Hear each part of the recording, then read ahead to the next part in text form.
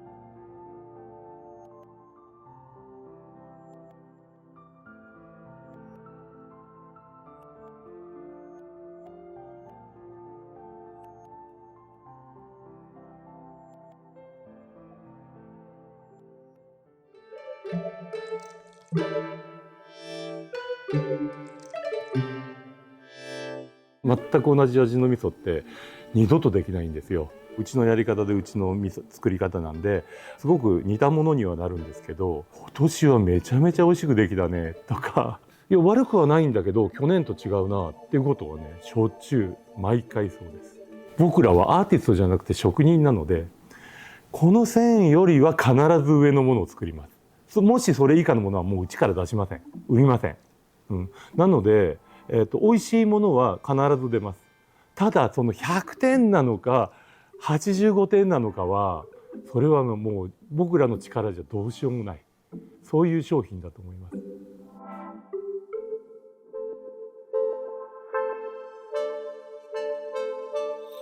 僕が一番この会社で、こだわっている、大事にしていることはお客さんへの信頼です。もうこれだけです。信頼っていうのはすごく長い時間かかると思うんですけど、それを失う時は一瞬だ。その一瞬って何かって言ったら、うちの商品食べた時に、あれこれちょっとおかしい、美味しくないって思った瞬間に、お客様って黙ってやめちゃうんですね。そんなね、一度でもそういう失敗をするだけでもううちから離れちゃうのがすごく怖いの。だからいつも美味しいものを出す。いつ食べてもいつも美味しいなっていうものを作り続ける。その一番目の信頼っていうのをなくさないように頑張る。そういうことですね。